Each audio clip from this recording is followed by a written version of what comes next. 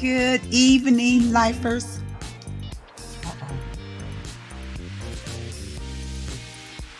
Hold on. I think I got my mic mixed up.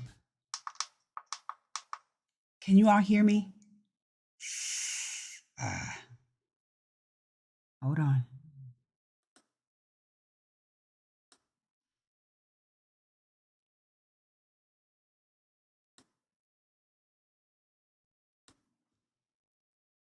Let's see. Can you hear me now? Let me know if you can hear me. Okay. Okay, great. I had the wrong thing on there. Okay, great. I'm so sorry. All right. How are you all tonight? Hello, lifers. Hello, community. I'm Ruth, your peace coach, and welcome to 15 to Life, where we learn, grow, and serve for a peaceful life.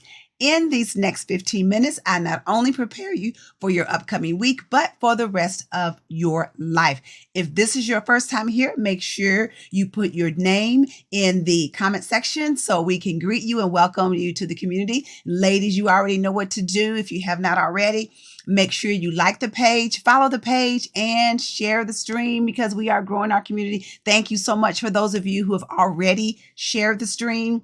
I appreciate it. Y'all know I want to get at least 10 shares. And so I think we've been getting about 12 or 13. So I thank you all for sharing. I do. So make sure you share if you have not already. Let me see some of these people on here. I see Granny on here, Evangelist Pryor, Simone, hey, Sandra, Easley, Tony, Sister, Phyllis, Keelan, Tierra. Hey, how are all of you all doing on tonight? So happy to have you all on here. I got a great 15 minutes planned for you. Thank you so much because ladies, you know, you could be doing so many other things, but you are here pouring into yourself just for these 15 minutes. And I appreciate it. And if this is your first time here, you will hear us say lifers. We call ourselves lifers because we are doing life together. All right. So you all know that we are still in, I'm trying to find where I'm supposed to be. This is our last week of our topic, which is March Madness, putting the crazy in perspective. March Madness, putting the crazy in perspective. So you all know we are hot and heavy in March Madness. I think St. Peter's is playing North Carolina right now. And, you know, they're the Cinderella team. And, you know, it's been a lot of wonderful and great games that's going on. So it is crazy. So we're just kind of pulling from that March Madness for our theme. And for the first week, our topic was who's the favorite? That was a sort of, we know that during the tournament, they always have a favorite team. So then the question is, but in your life, who's the favorite? Is it you? Is it somebody you work with? Is it another family member? If so, how do you handle that person being the favorite, or how do you handle yourself being the favorite? Second week, we talked about who's the Cinderella, because we know in the tournament, there's always that Cinderella team, the one that nobody expects to win. Right now, it's St. Peter's playing North Carolina. They're the Cinderella team. They're like a 15 seed. They've beat all kind of number 1, number 2, number 3 seeds, all of that. So as it relates to your life, who's the Cinderella in your life? Is that you? Are you the one that nobody expected to do anything, that nobody expected to succeed, but you did it anyway? You beat the odds. Are you that Cinderella in your own life?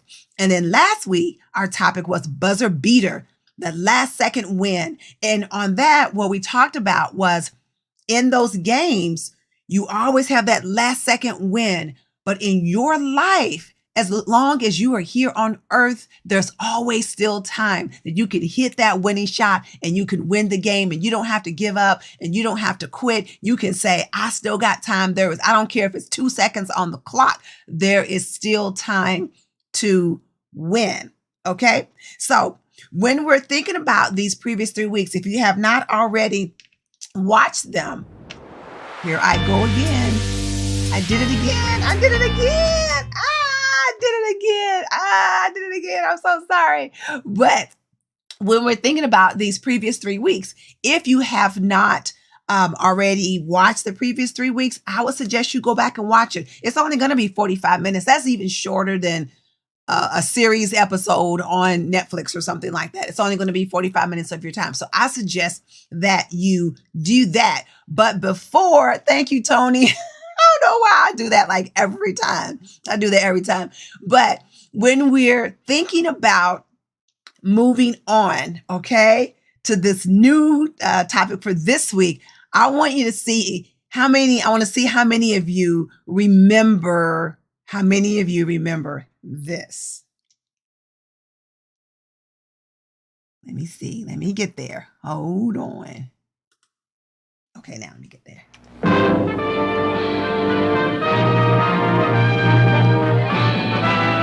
Spanning the globe to bring you the constant variety of sport, the thrill of victory, and the agony of defeat. The human drama of athletic competition.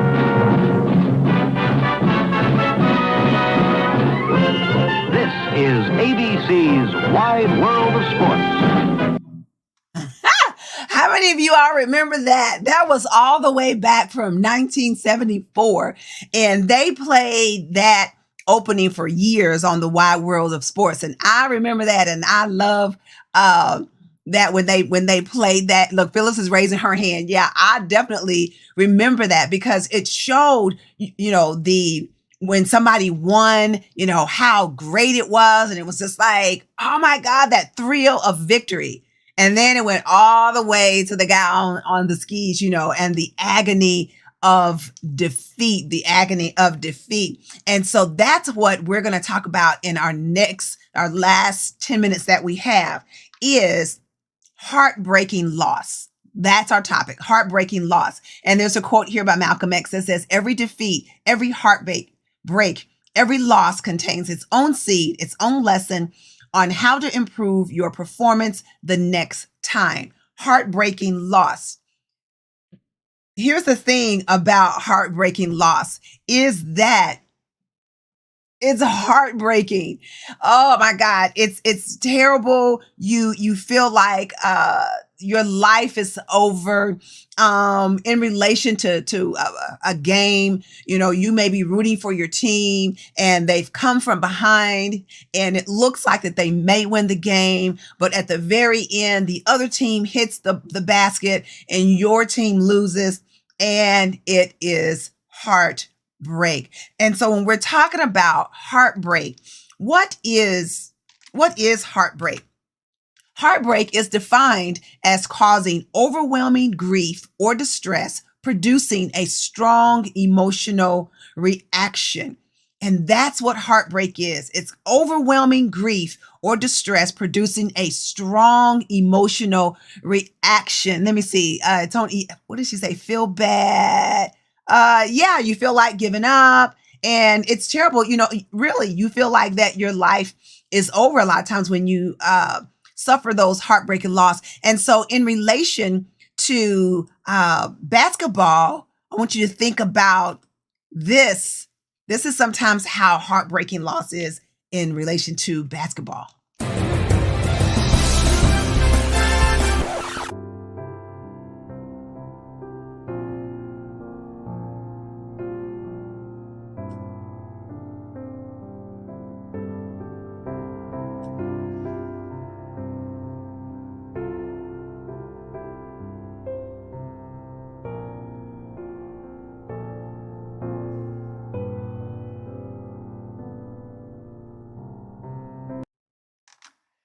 Oh my God, yes. And you can see these are like grown men and they're just crying and they're just so upset because they wanted to win. Yes, Phyllis, it is so crushing my anxiety is everybody saw me lose. Yes. And now they think you're a loser. Absolutely. So then it's people's perception of you, that they see you as a loser. So that's a wonderful comment. And I love that, because that's something that we do have to deal with, is people's perception of us. And I know we like to say, oh, I don't care what that person thinks about me. And, I'm just going to go on and I'm going to do me and all that. But in actuality, we really do care what other people think about us and what they are saying about us. And it affects the decisions that we make a lot of times, because we are caring we're caring about what somebody else has said about us.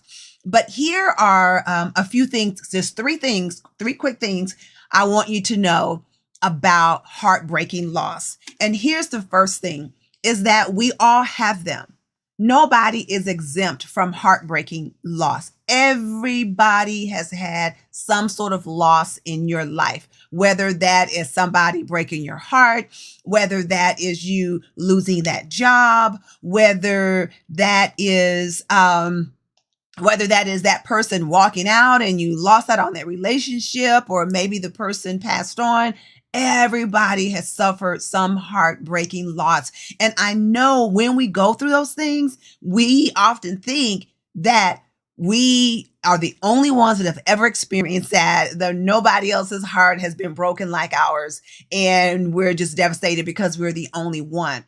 But you have to know that you are not the only one, that there is somebody else out there walking around that has experienced the same thing that you have experience. So you are not alone. So don't believe that lie that you're the only one. And I know that when you're going through that, it feels that way.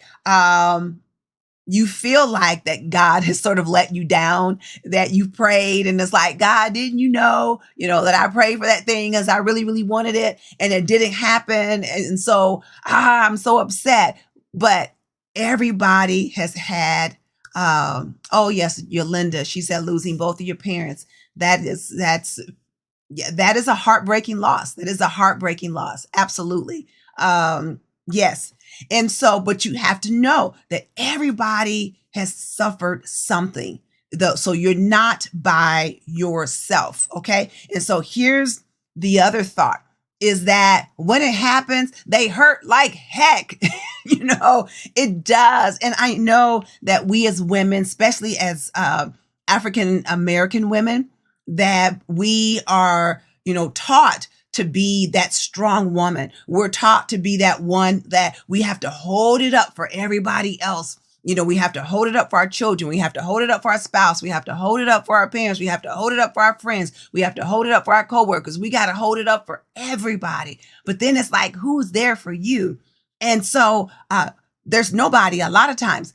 And so we deny ourselves when we're hurting, because it's just like, oh, I'm cool. I'm fine. And, I can do this. No, it hurts. So if anybody has been there where you're like, yes, I understand that I've been there, where you have been hurt and you had to deny it because you had to appear strong. But no, they hurt like heck. And sometimes you don't want to get out of bed. And like I said earlier, you're mad at God and all of those things, they hurt. And you have to admit it, that you're hurt. If somebody is saying, oh, I'm fine, I don't care, he walked out, I'm good, I don't need him, no way, and whatever, you are lying. You are hurt. And you have to recognize that. Okay. Got to recognize that. And here is I see Evangelist Pryor, she's got hands up. Yes, Marquita, been there. Absolutely. Absolutely. And here's the last one, is that you will recover. You will recover, even in your heartbreaking loss, even though sometimes you're feeling alone, even though you might feel like you're by yourself or nobody understands, or you've had to deny that. You will recover. I know it feels like it's the end of the world, but you're going to have to look at you, but you will recover.